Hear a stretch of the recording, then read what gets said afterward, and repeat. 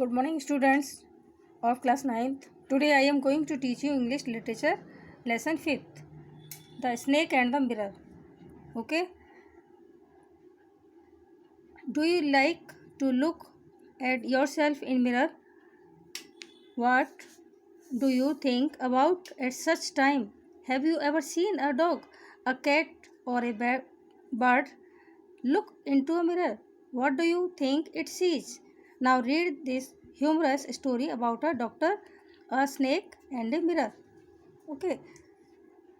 This lesson has been written by Welcome Muhammad Bashir. Okay, about the author. Welcome Muhammad Bashir, born as Abdul Rahman Muhammad Bashir, was born on 21 January 1908 in Travancore. Bashir is only known as Baipur Sultan. He fought for India's independence. He is writer, humanist, freedom fighter, novelist, and short story writer. Okay, translations of his work into other languages have earned him worldwide acclaim. He won the Padma Shri Sahitya Academy Fellowship and Kerala State Film Award for Best Story. Bashir died on 5 July 1995. Okay, about the lesson. This is a frightening tale narrated by a doctor to group of a audience. The doctor one day reaches home and being to read a book, he makes imagination about his marriage. He hears a familiar sound several times. Just then a snake fell onto his shoulder. Okay. Onto his shoulder and coils itself round round his left arm above the elbow. Okay, read for yourself. Now his life was saved. He ran away from his house, and when the next morning he came back home, he found, what did he find? Let's find. Okay, यानी क्या तुमने शीशा देखना पसंद किया है? Okay, what do you think about at such times? उस समय आप क्या सोचते हैं? और आपने किसी कुत्ते को देखा या किसी पक्षी या बिल्ली को देखा है, शीशा देखते हुए देखा है? What do you think it sees? यानी जब वो इसे देखते हैं तो क्या सोचते होंगे? Now read this humorous story about a doctor, a snake and a mirror. अब हम इस कहानी में ये रोचक कहानी डॉक्टर, सांप और शीशे के बारे में पढ़ेंगे. ठीक है. Has a snake ever coiled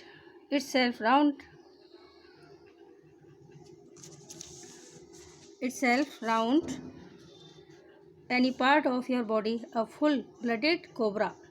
All of us fell silent. The question came from the homeopath.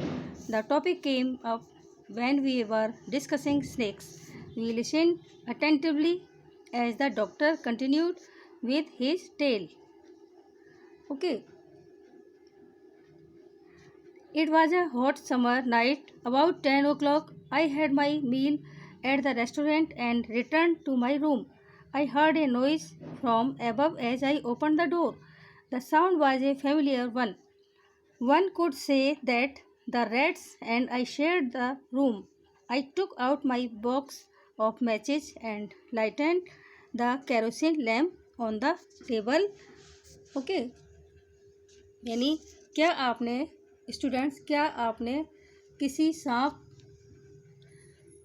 किसी सांप ने कभी आपके शरीर के किसी अंग के चारों ओर कुंडली मारकर बैठा है? किसी ओजस्वी नाग ने, यानी किसी जहरीले नाग ने, और हम सब शांत हो गए. ये सब होम्योपैथी के चिकित्सक की ओर ले आया था. ठीक है. ये विषय तब उठा जब हम सांपों पर विचार विमर्श कर रहे थे. जब चिकित्सक ने अपनी कहानी जारी रखी तब हमने उसे ध्यान से सुना. यानी ग्रीष्म ऋतु का समय था, बहुत गर्मी पड़ रही थी और रात भी थी, करीब 10 बजे थे। मैंने रेस्टोरेंट में खाना खाया और अपने कमरे में लौट आया। जब मैंने दरवाज़ा खोला तो मुझे ऊपर से एक आवाज़ सुनाई दी। आवाज़ जानी पहचानी सी थी, कोई भी कह सकता था कि चूहे और कमरे के साझीदार थे। मैंने अपनी माचिस निकाली और मेज पर रखे मिट्टी के तेल के दीपक को जलाया। Okay, the house was not electrified. It was a small rented room. I had just set up medical practice and my earnings were mears. I had about 60 rupees in my suitcase along with some shirts and dhotis. I also possessed one solitary black coat which I was then wearing. Okay, यानी क्या होता है इस stanza में, मकान में बिजली नहीं थी, ओके, लाइट नहीं थी। ये छोटा किराए का कमरा था। मैंने चिकित्सक के रूप में काम करना अभी अभी शुरू किया था और मेरी कमाई बहुत थोड़ी थी। मेरे सूटकेस में करीब 60 रुपये थे। कुछ कमीज़ों और धोतियों के साथ साथ मेरे पास एकमात्र काला कोट भी था जिसे मैं तब पहने हुए था। I took off my black coat, white shirt and not so white vest and hung them up. I opened the two windows in the room. It was an outer room with one wall facing the open yard. It had a tiled roof with long supporting gables that rested on the beam over the wall. There was no ceiling. There was a regular traffic of rats, okay, and rats to and from the beam. I made my bed and pulled it close to the wall. I lay down, but I could not sleep. I got up and went out to the veranda for a little air, but the wind god seemed to have taken time off. Okay, यानी क्या हुआ, मैंने अपना काला coat, सफ़ेद कमीज तथा इतनी भी सफ़ेद नहीं थी बनियान उतारी और उन्हें टांग दिया। मैंने कमरे की दोनों खिड़कियां खोल दी। यह आंगन की ओर खुलने वाला एक दीवार वाला बाहरी कमरा था। ओके, इसकी खपरेलों वाली छत लंबी शहतीर के सहारे टिकी थी जो कि दीवार पर रखे शहतीर पर टिकी हुई थी, जो कि छतबंदी नहीं थी। शहतीर से चूहों की नियमित भागदौड़ होती रहती थी। मैंने अपना बिस्तर लगाया और उसे दीवार के पास खींच लिया। मैं लेट गया लेकिन मैं सो नहीं सका। मैं फिर उठा और थोड़ी हवा के लिए बरामदे में गया, लेकिन ऐसा प्रतीत होता था जैसे पवन देव ने अवकाश ले लिया हो। यानी हवा चल ही नहीं रही थी। ओके, हवा बिल्कुल नहीं चल रही थी और उसे सोने में दिक्कत हो रही थी। आई वेंट, लेखक नेक्स्ट पैराग्राफ में कहते हैं, I went back into the room. Okay, I went back into the room and sat down on the chair. I opened the box beneath the table and took out a book, the Materia Medica. I opened it at the table on which stood the lamp and large mirror. A small comb lay beside the mirror. Okay. One feels tempted to look into a mirror when it is near one. I took a look. In those days, I was a great admirer of beauty and I believed in making myself look handsome. I was unmarried and I was a doctor. I felt I had to make my presence felt. I picked up the comb and ran it through my hair and adjusted the parting so that it looked straight and neat. Again, I heard that sound from above. Okay. यानी लेखक कहते हैं, मैं पुनः अपने कमरे में गया, कुर्सी पर बैठ गया। मैंने मेज़ के नीचे का बक्सा खोला और मैटेरिया मेडिका नामक एक पुस्तक निकाली। मैंने इसे मेज़ पर खोला जिस पर एक दीपक और बड़ा दर्पण यानी शीशा रखा हुआ था। उस दर्पण के पास एक छोटा सा कंघा रखा हुआ था। जब किसी के पास दर्पण हो तो किसी का भी मन दर्पण में देखने को ललचा जाता है। यानी शीशा देखना हर किसी को अच्छा लगता है, अपनी रिफ्लेक्शन, अपनी परछाई देखना हर किसी को अच्छा लगता है, अपना चेहरा देखना अच्छा लगता है। मैंने एक दृष्टि डाली, उस शीशे में देखा। उन दिनों मैं सौंदर्य का बड़ा प्रशंसक था और मैं स्वयं को सुंदर दिखूं ऐसा बनाने में विश्वास रखता था। मैं अविवाहित था, अनमैरिड था, तब मैं एक चिकित्सक था, यानी डॉक्टर था। मुझे महसूस हुआ कि मुझे अपनी उपस्थिति महसूस करानी है। मैंने कंघा उठाया और इसे अपने बालों में फिराया, ओके, तथा मांग को संवारा ताकि वह सीधी तथा साफ सुथरी लगे। पुनः मैंने ऊपर से वह आवाज़ सुनी, ओके। कौन सी आवाज़ सुनी? I took a close look at my face in the mirror.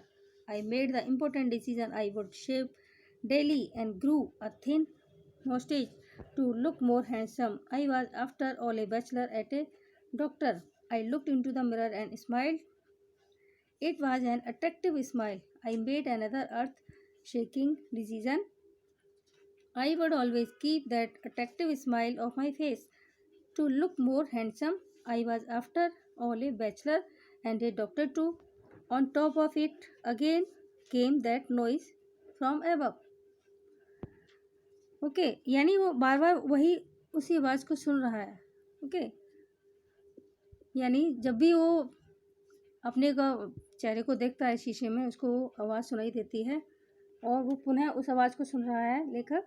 Next stanza में देखिए क्या कहते हैं, I took a close, okay.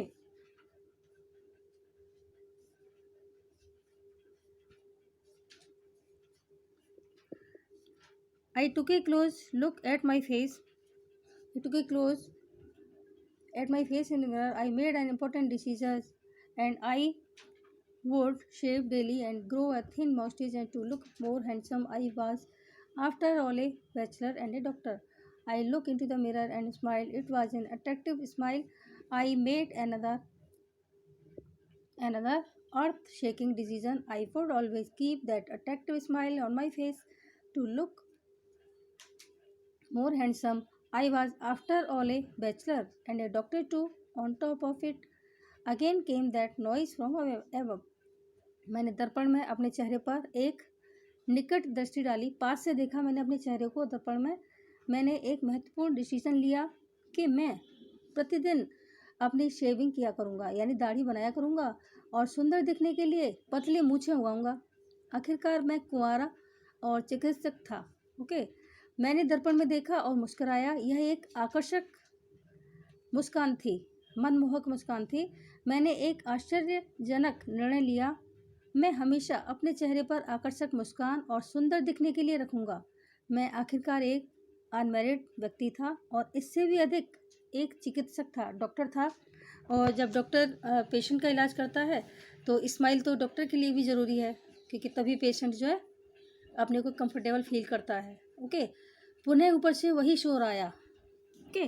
उसने फिर वही शोर सुना, I got up, okay. I got up, paced up and down the room. Then another lovely thought struck me. I would marry. I would get married to a woman doctor who had plenty of money and a good medical practice. She had to be fat for a valid reason. If I made some silly mistake and needed to run away, she should not be able to run after me and catch me. With such thought in my mind, I resumed my seat in the chair in front of the table. There were no more sounds. Okay. There were no more sounds from above. Suddenly there came a dull thud as if a rubber tube had fallen to the place turnover.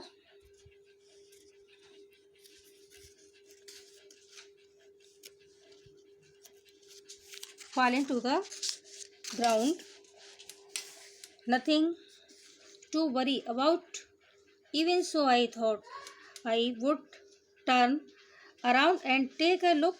No sooner had I turned than a fat snake wriggled over the back of the chair and landed on my shoulder. The snakes landing on me and my turning were simultaneous. Okay, simultaneous. Okay, यानी इस stanza में लेखक बताते हैं ना कि वो कहते हैं कि मैं उठा, ठीक है, मैं वहाँ से उठा और वहाँ से उठने के बाद मैंने देखा कि मैंने कुछ सुनाई दिया, तो मुझे लगा अब मुझे थोड़ी देर जगना चाहिए। मैंने बीड़ी सुलगाकर एक कमरे में इधर उधर टहला, यानी मैं स्मोक करने लगा, इधर उधर टहला और एक सुंदर विचार मन में आया। मैं विवाह करूँगा और मैं एक ऐसी स्त्री से विवाह करूँगा जिसके पास ढेरों धन हो, पैसे हों, जिसका चिकित्सक का व्यवसाय चल रहा हो, यानी वो भी डॉक्टर हो। ओके, यानी डॉक्टर से ही मैरिज करना चाहता है। उसे मोटा होना चाहिए एक तर्क संगत कारण से। यदि मैं मूर्खतापूर्ण त्रुटि कर दूं और मुझे भागना पड़े तो वह मेरे पीछे न भाग सके और ना मुझे पकड़ सके। ओके, यानी वो अपनी फ्यूचर में जो पत्नी होगी उसके बारे में ऐसा सोच रहा है। ओके, अपने मन में ऐसे विचार लेकर मैं मेज़ के सामने रखी कुर्सी पर बैठ गया। अब ऊपर से कोई आवाज़ फिर पुनः आ रही थी। अचानक एक धप की सी आवाज़ सुनाई आई, मानो कि धरती पर कोई रबड़ की ट्यूब गिरी हो। निश्चित रूप से वह कोई बात नहीं थी। इस पर मैंने सोचा कि मैं घूमूं और देखूं। जैसे ही मैं पलटा वैसे एक सांप कुर्सी की पीठ पर छटपटाया। ओके, यानी जो चेयर रखी हुई थी कुर्सी की पीठ पर छटपटाया और मेरे कंधे पर आ गिरा। सांप का मुझ पर गिरना और मेरा पलटना दोनों साथ साथ घटित हुए। Okay, next, I didn't jump, I didn't tremble, I didn't cry out. There was no time to do any such thing. The snake slithered along my shoulder and coiled around my left arm above the elbow. The hood was spread out and its head was hardly 3 or 4 inches, okay, from my face. It would not be correct to say merely that I sat there holding my breath. I was turned to a stone, but my mind was very active. The door opened into darkness. The room was surrounded by darkness. In the light of the lamp, I sat there like a stone image in the flesh. Okay, अब देखिए क्या होता है इस stanza में। लेखक कहते हैं कि मैं उछला नहीं, यानी उस सांप को देखकर लोग उछलते हैं, डरते हैं, भागते हैं। ऐसा मैंने कुछ नहीं किया, ना ही मैं भागा और मैं उछला नहीं, मैं कांपा भी नहीं, मैं चिल्लाया भी नहीं।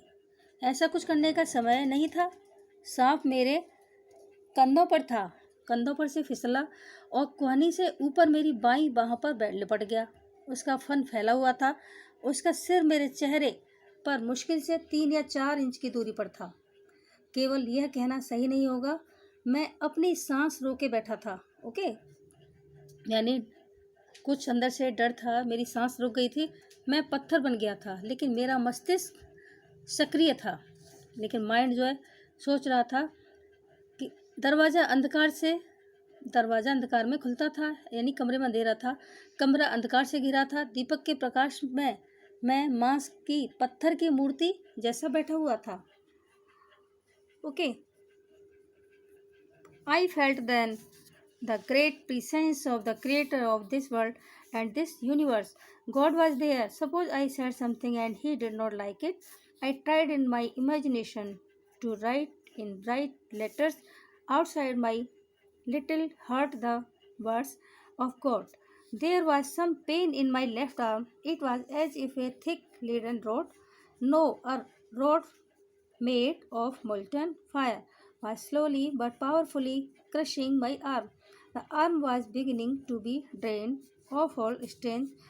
What could I do? Okay, यानी इस स्टंजा में लेखक कहते हैं, बताते हैं कि तब इस संसार एवं इस ब्रह्मांड के निर्माता की महान उपस्थिति को अनुभूत किया। यानी मैं भगवान को महसूस कर रहा था, भगवान को याद कर रहा था, ईश्वर था। सोचो, यदि मैंने कुछ कहा और उसे अच्छा ना लगा, मैंने अपनी कल्पना में चमकीले अक्षरों में अपने लघु हृदय के बाहर ये शब्द कहा, हे भगवान, लिखने का प्रयास किया। मेरी बाई बाह में कुछ पीड़ा हुई।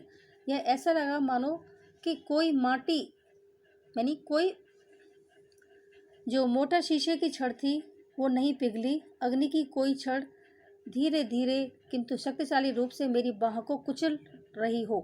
बाह की सारी शक्ति निचोड़नी प्रारंभ हो गई। मैं क्या कर सकता था? ओके, क्या कर सकता था? यानी सांप में वजन था। ओके, और at my slightest movement the snake would strike me. Death lurked 4 inches away. Suppose it struck, what was the medicine I had to take? There were no medicines in the room. I was but a poor, foolish and stupid doctor. I forgot my danger and smiled feebly at myself. Okay. It seems as if God appreciated that the snake turned its head. It looked into the mirror and saw its reflection. I do not claim that it was the first snake that had ever looked into a mirror, but it was certain that the snake was looking into the mirror. Was it admiring its own beauty? Was it trying to make an important decision about growing a mustache or using eye shadows and mascara or wearing a vermilion spot on its forehead? Okay, देखिए जो लेखक हैं उस stanza में बता रहे हैं कि मेरे जरा से हिलते ही सांप मुझ पर आघात कर देता, यानी झपट्टा मार देता। ठीक है, मृत्यु 4 इंच की दूरी पर प्रतीक्षा में थी। सोचो कि वह आघात कर देता तो मेरे पास लेने को दवा भी नहीं थी। कौन सी दवा थी? कमरे में दवा तो थी ही नहीं। मैं और कुछ नहीं कर पाया, बस बेचारा मूर्ख व बुद्धिहीन चिकित्सक था। मैं अपना खतरा भूल गया और बड़ी क्षीणता से स्वयं पर मुस्कुराया। ऐसा लगा कि जैसे ईश्वर ने उसकी सराहना की हो। सांप ने अपना सिर घुमाया, उसने दर्पण में देखा, शीशे में देखा, उसे अपना प्रतिबिंब दिखाई दिया, यानी परछाई दिखाई दी। मैं यह दावा नहीं करता कि वह पहला सांप था जिसने कभी दर्पण में देखा हो। ओके, जिसने पहले कभी दर्पण में देखा हो।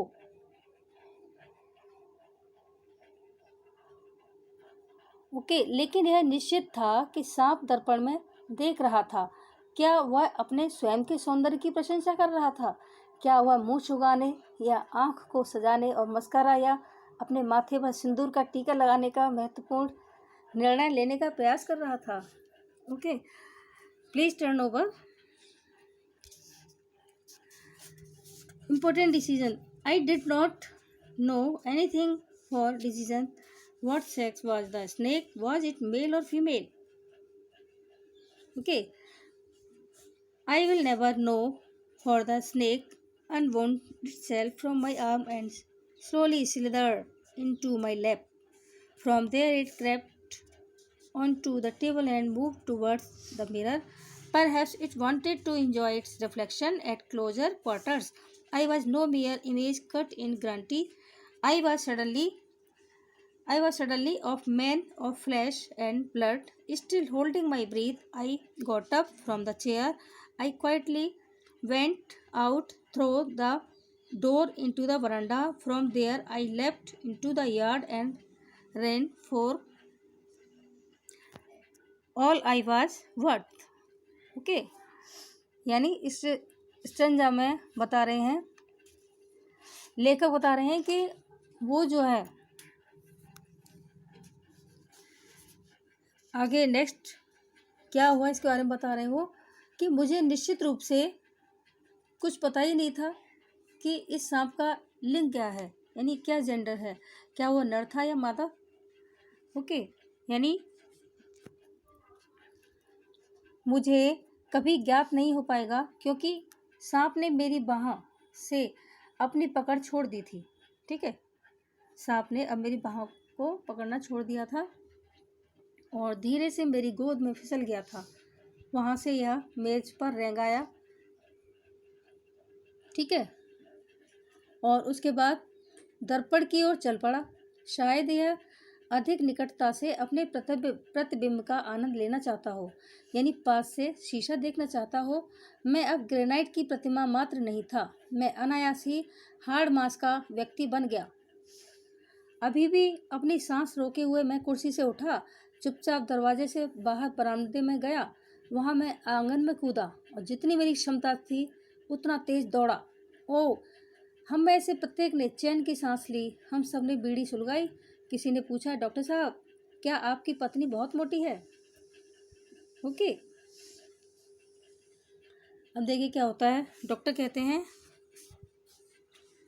क्या कहते हैं, no, the doctor said, good wild, otherwise my life companion is a thin ready person with the gift of a sprinter.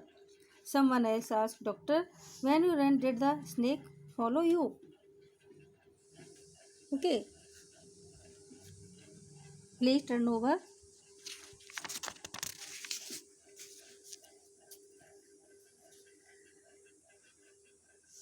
The doctor replied, I ran and ran till I reached a friend's house. Immediately I smeared off all over myself and took a bath. I changed into the fresh clothes, and the next morning at about 8:30, I took my friend and one or two others to my room to move my things from there, but we found we had little to carry.